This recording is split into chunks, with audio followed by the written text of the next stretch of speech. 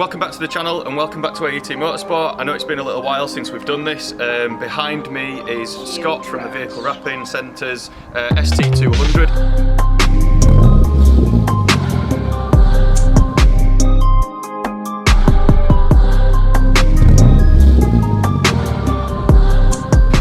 Customer of ours right from the moment he bought this car and it was standard.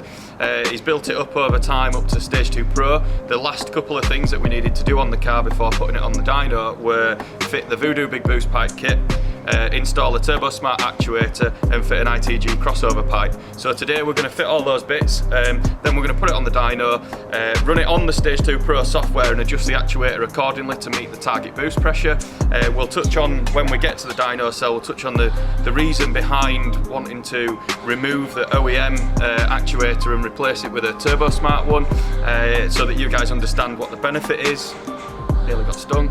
So that you guys understand what the benefits are of doing that and what you're spending your money on. We'll see that in the flesh today, hopefully, unless the car's extremely efficient and actually we need to turn it down on the first runs, but I'm hoping that we can start at a slightly lower boost pressure and increase it incrementally to the target boost pressure that we request on the file. So without further ado, we'll jump on the car now on the ramp and start making some progress, and then we'll catch up when we get to the dyno cell.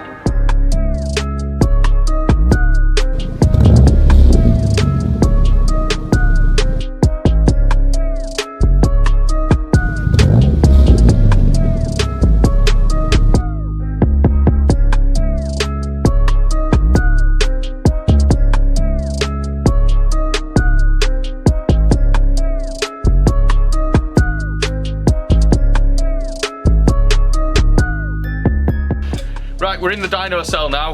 You've all seen this before, but we figured that now that Callum's done the hard work, we would go through some of the parts that he's put on the car. Obviously this isn't the actual part because that's now fitted to the vehicle behind me, but this is another one which we've taken out of stock, and this is our Voodoo Big Boost Pipe kit. I've got one piece of it here, the other part is down there. Couple of reasons that you would change over to a big boost pipe kit. First of all, the Fiesta ST comes with a resonator, which I've touched on in another video, we'll link to that. But the resonator on the hot side is to dampen down noise, but also it saps power. The other reason is the pipework diameter is much smaller on the standard boost pipes, and there's a Symposer takeoff there, which you want to try and remove if possible. If you do change to a boost pipe kit, we don't include a Symposer takeoff on ours because we'd want to delete it. It's a boost leak path that we don't want in there. So the resonator, as I say, saps power from it. The size of the diameter of pipe work, by increasing that, we're going to aid in airflow, but we're also going to reduce temperature. Obviously, temperature going into the intercooler being lower, it's going to work less, or it's going to work the intercooler less to come out at the correct temperature that we want going into the engine. So that's probably the main reason, but obviously you're turning the boost up, it creates heat, you want more airflow, so these boost pipes compensate for all of that. So that's those. The second part that we've fitted to Scott's car behind me is this is an AET branded one, which makes it even better obviously, is a Turbo Smart actuator. The reason for switching out the OEM actuator is, first of all, the cars, we are finding that they relax off over time, the standard one, because it's not as strong.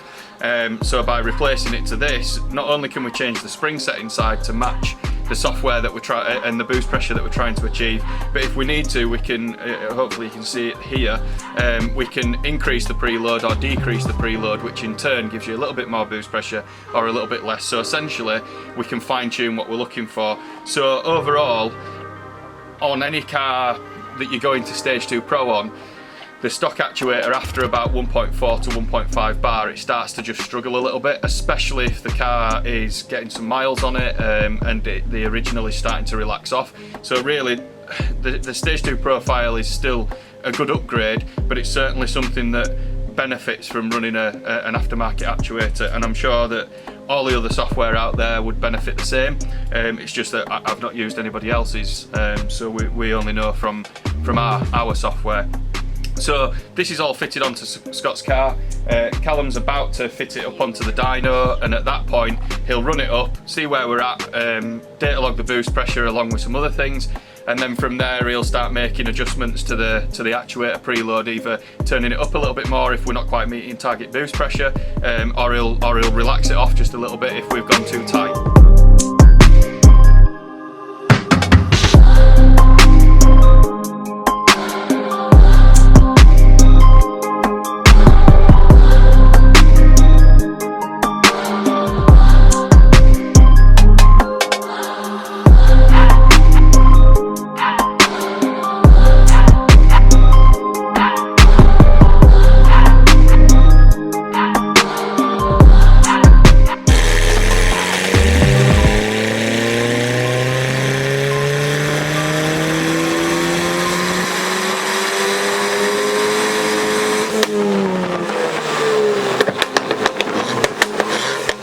So Callum has done the tweaks to this car now. So when we originally put it on the dyno, which you may be able to see behind me, but if not I'm going to explain it anyway, it did 202 wheel horsepower and 275 foot-pounds of torque. So it was running a little bit low on boost as we expected. The boost pressure was 1.4 bar, which is more like stage 1 plus.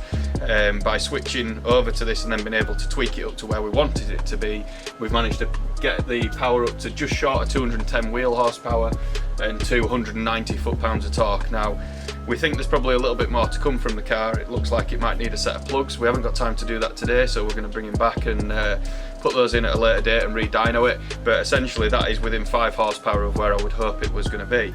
So hopefully that's given everybody a little bit of an insight as to why you would upgrade the actuator, put a set of big boost pipes and a crossover onto a stage 2 car. The proof really is in the pudding. You can see that behind me. If anybody wants to see a graph, get in touch. We'll send a graph over. If anybody wants to talk to the team about you know, potentially doing this or going from stock to stage 2 or any level of tuning, we've got all the parts in stock. We're continuing to work as we are. We're going to try and, at the moment, particularly with lockdown looming, customers are no longer allowed to wait with the car. It's got to be dropped off, but the team are still going to be here.